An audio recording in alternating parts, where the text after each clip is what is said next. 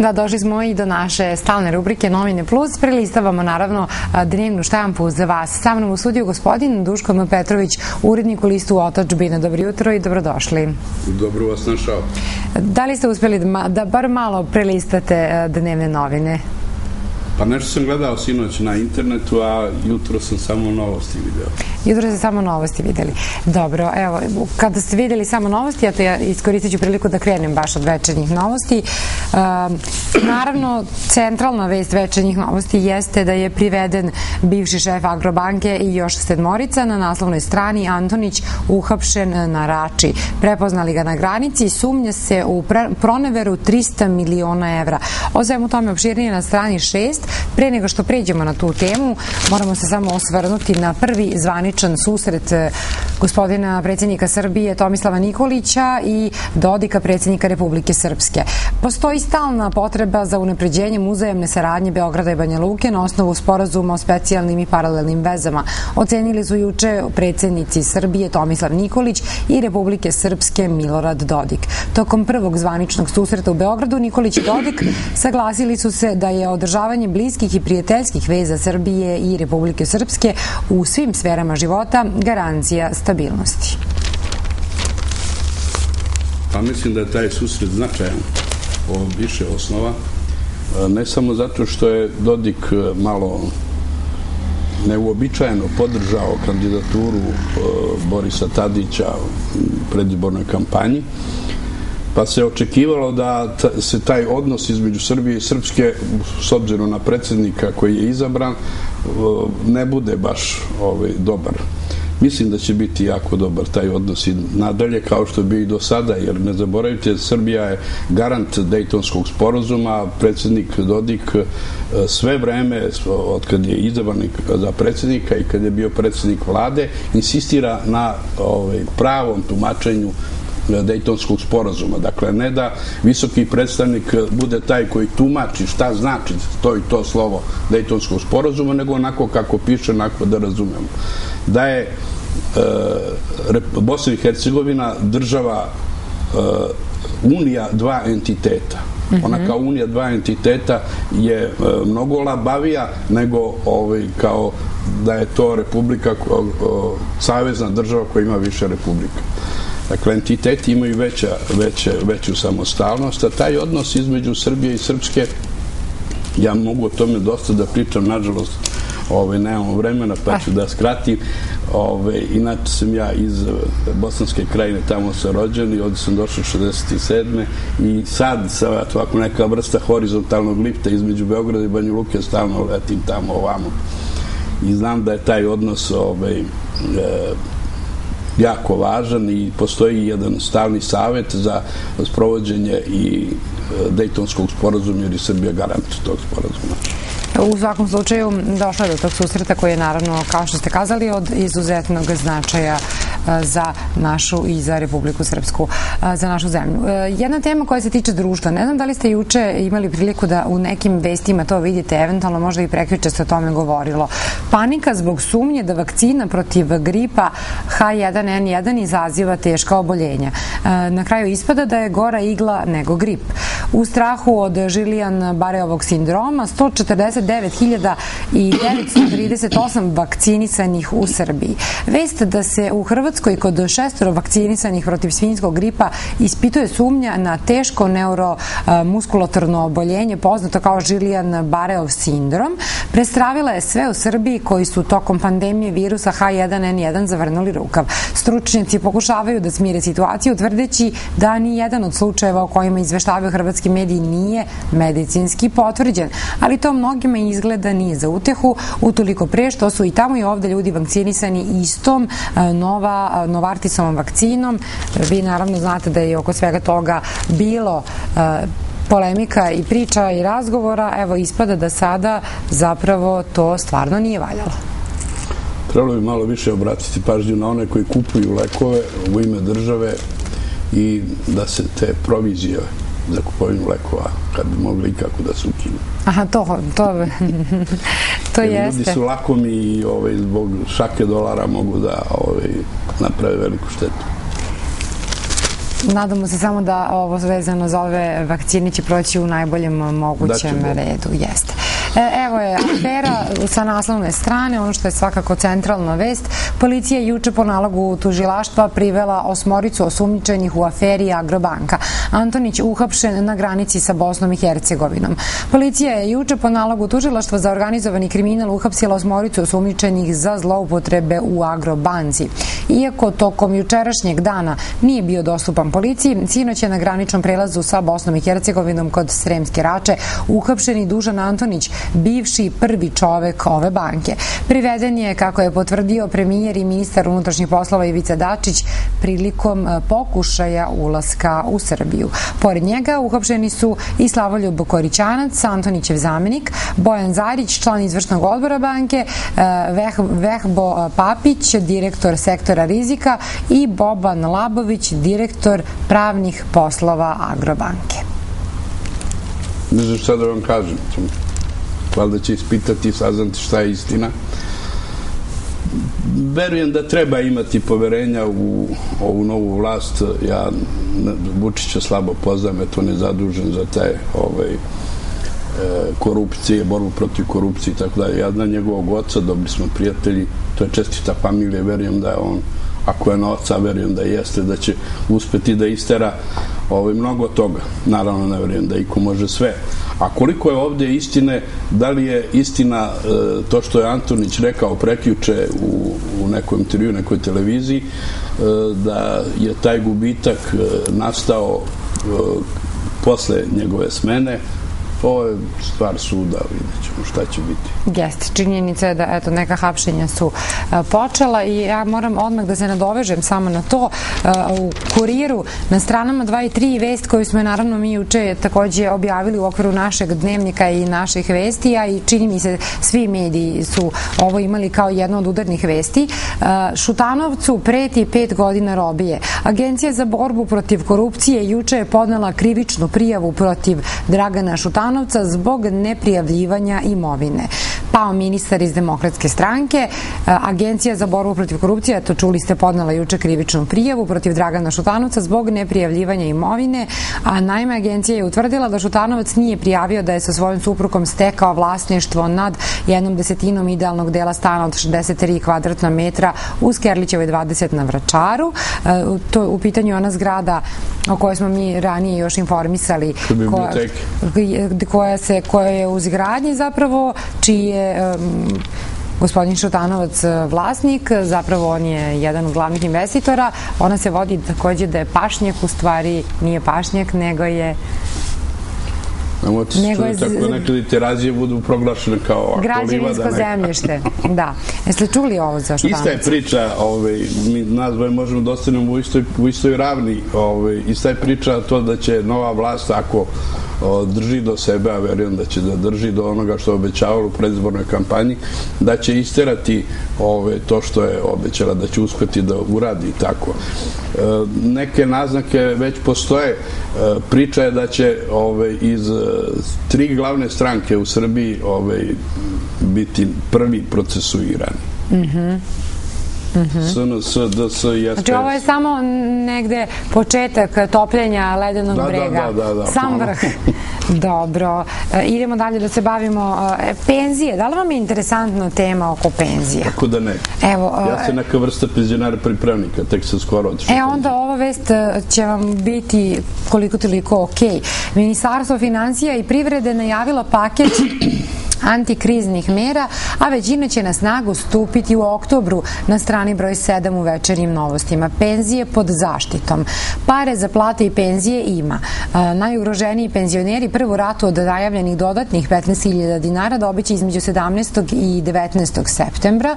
Obećao je juče ministar finansija i privrede Mlađan Dinkić, predstavljajući plan antikriznih mera. Ni onima sa nešto težim čekom primanja neće biti zamrznuta, ali neće rasti ni tempom kojim je to predviđeno zakonom. U svakom slučaju, ministar Mlađan Dinkić je izjavio da će biti 13. penzije za one koji su primili penziju ispod nekog proseka. Ja imam drugačije mišljenje o tome. Vidite, stalno se nešto nateže to da se skupe pare za penzije, pa onda ljudi koji su zaposleni govore ne možemo mi da naradimo toliko para da bismo izdržavali toliko penzionera i tako dalje. Znate, penzioni fondovi se pune. Ja sam otišao u punu penziju, dakle punih 40 godina sam radio i punih 40 godina sam uplaćivao za penziju. Te moje pare postoje. To što je, kako koja vlast dođe, uzimala iz tog čanka pare i gradila hidrocentrale, podizala hotele i tako dalje. Poštena privatizacija koja je rađena, onda je penzioni fond čije su pare učestvovale u izgradnji tih odmarališta, hidrocentrala, ne znam šta su sve zidali, puteva, mora da bude utaljen u to, da ima svoj deo u tome. I onda bi penzioni fond imao svoje pare kojima ne bi morao nikada da razmišlja da li može da isplati penziju. Znači, da su bolje radili prethodnih godina, desetina godina, čini mi se... Neka vrate penzionom fondu ono što su uzeli i nema nikakve potrebe, ne mora da ni jedan dinar da izdvajaju. Sve će da bude u redu. Neće.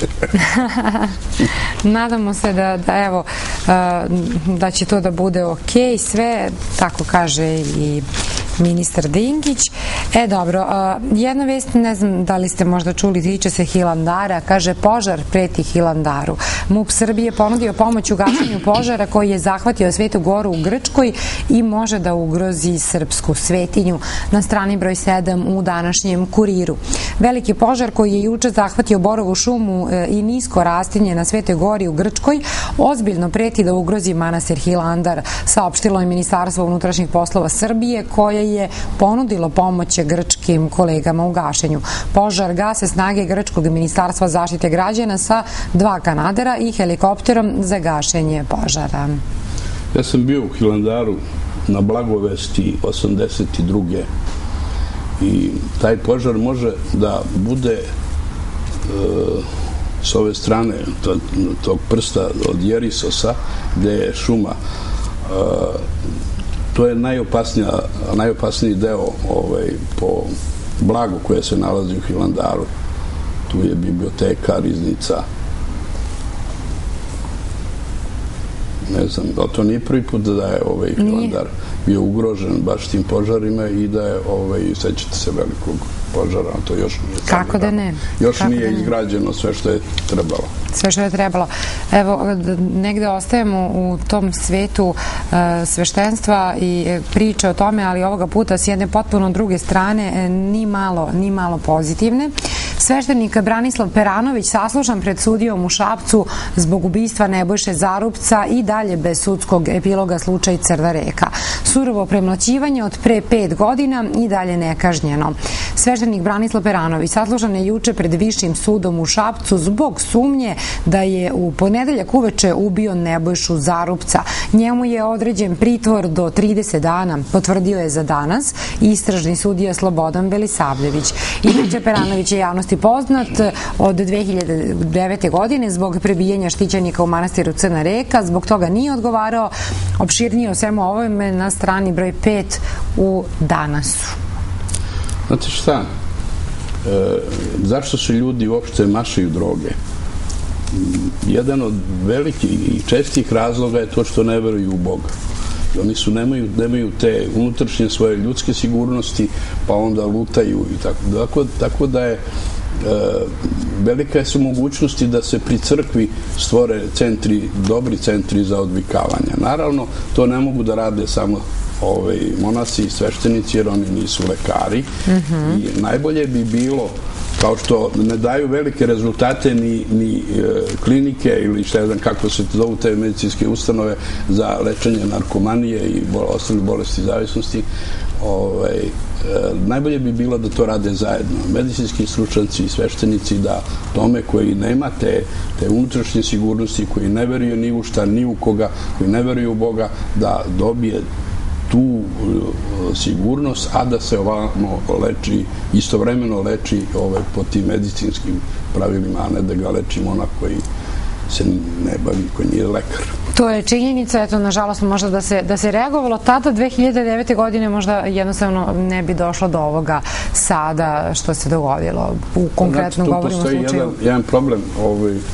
po statusu naše crkve svaki vladika, svaki episkop je apsolutni gospodar u svojoj episkopiji, tako da Sveti Sinod ne može da naredi nekome da to reši. Ali svakako nisu ni malo pozitivne vesti, složit ćemo se o tome. I evo da završimo jednom temom koja se tiče sveta i neke svetske politike. Na stranama 12 i 13 u Danasu Jerusalim negira da odnose sa Grčkom i Kiprom osnažuje na oštrb Ankare. Sjedinjene Američke Države i Britanija mire Izrael i Tursku. Veoma intenzivno radimo na snaženju odnosa Izraela sa Grčkom i Kiprom i to smatramo izuzetno važnim. Nije reč o sniženju samo ekonomskih i političkih odnosa, već i strateških koji podrazumevaju i zajedničke vojne manevre. Izjavio je za Danas izraelski zvaničnik koji je zahtevao da ne bude imenovan. Zainteresovani smo za uspostavljanje dubokih odnosa sa Grčkom i Kiprom, ali Turci misle da je to upravljeno protiv njih. Naravno nije, potrebni su nam dobri odnosi sa susedima, to je potpuno normalno. Eto, čuli ste šta kaže jedan predstavnik izraelske vlade. Znate, mali sam ja da se bavim svetskom politikom. Dobro, ali možete da imate svoje mišljenje. Što se tiče Turske, mislim da mi imamo i da ćemo imati još žestokih problema sa Turskom. Bio je u Banja Luci je bio pre 2 ili 3 godine jedan veliki skup o neoosmanizmu, o povratku Turske na Balkan. Taj skup naučni koji su... I to se dešava? To se dešava i radi se na tome, ozbiljno rade Turci, a mi to neozbiljno shvatamo. Taj skup je toliko bio značajan da je predsjednik Republike Milorad Dodik otvorio taj skup i s jednim dobrim uvodnim tekstom. Mislim da bi i Srbija morala o tome da povede više računa. Mislim da može da bude ugrožena na neki način? Da. Ne samo preko Raške oblasti, koju su Turci zvali Sandžak, nego malo i po Srbiji. Moramo da mislimo o tome koliko su naši odnosi sa zemljama u regionu, a i sa velikim silama ili nekadašnjim velikim silama koji bi htjeli da ponovno budu velike sile. I to je to, nije to baš tako lako. Eto, kazali ste, oni koji treba da čuju, valjda su čuli. Valjda će vas upitati možda za neki savjet. A da se bavimo malo otadžbinom sada, ali i onom otadžbinom u koju vi uređujete, ako nemate ništa protiv. Kako da ne, baš mi doneli ste nam korice, ovako će izgledati, s koje strane ćemo to da pokažemo, ovako će izgledati otadžbina koja će uskoro izaći, prvi sledeći broj, glasilo Srba iz Srbije, srpski rasejanja, kultura, nauka i... Umetnost, dobro. Ovo je nekada izlazilo? Naročito je bilo popularno? Da, od 2002. do 2009. izlazila je i tako bila je baš lepo prihvaćena, ali je zbog nedostatka sredstava, što je inače opšte mesto u Srbiji, u Republici Srpskoj. Apsolutno. Da, prestala da izlazi i sad krećemo ponovno da će Bog da bude bolje. Hoće li jednom na mesečnom nivou ili kako ste zamislili to? Tromesečno. Aha, tromesečno. Ali da kažem, ima u ovom broju koji će izaći jedna lepa pesma, Katrin, jedan, neću mnogo da vas muči, koji je pokojni Brana Crnčević napisao specijalno za otadžbinu, pa tad nismo izašli, pa ja sada to, on je to napisao u decembru 2010. Kaže, Srbija, poslednja si moja sinagoga, moj poslednji Petrograd i Rim, s tobom možda mogu i bez Boga, a bez njega. A bez tebe ne mogu ni s njim. Divno. To je posvećeno Srbiji, ja pretpostavljam. Da. Kada će otadžbina moći da se nađe u prodaji? 1. oktobra. 1. oktobra. Dakle, do 1. oktobra ćete imati potpuno spakovano to prvo izdanje. Nadam se onda da se vidimo malo pre nego što pustite u prodaju, čisto da onako ekskluzivno. Da ekskluzivno otkrijemo neke stvari vezane. Da, već znam koje će biti dobre teme i hoćete nešto malo da kažete? Pa, jedna od tema je bio ovde u Beogradu skup PEN centra, svetskog PEN centra, svetskih književnika, i na tom skupu koji je, pretpostavljam i mogu da verujem da je bio ozbiljno pripremljen i ozbiljno vođen, donet je zaključak da se traži zaštita nekih jezičkih problema oko Meksika, Južne Amerike i tako dalje, a nije bilo ni jednog slova o zaštiti srpskog jezika, a nastala je takav grabež i otimačina, pljačka srpskog jezika ovde u regionu. Stvoreni su jezici, tobožni jezici, bošnjački, crnogorski. Tobožni jezici? Nemoj, sve je to jedan jezik. Oni ga pokušavaju kvariti i kvare ga, ali ga još nisu toliko pokvarili da bi ga mogli nazvati svojim imenom. To je srpski jezik. Hvala vam što ste bili naš gost i što ste zajedno sa mnom prelistavali dnevne novine za naše gledalce. Bilo mi je zadovoljstvo. Vidimo se onda pre nego što će otadžbina ugledati svetlost dana na prodajnim mestima. Hvala vam. Nema na čemu.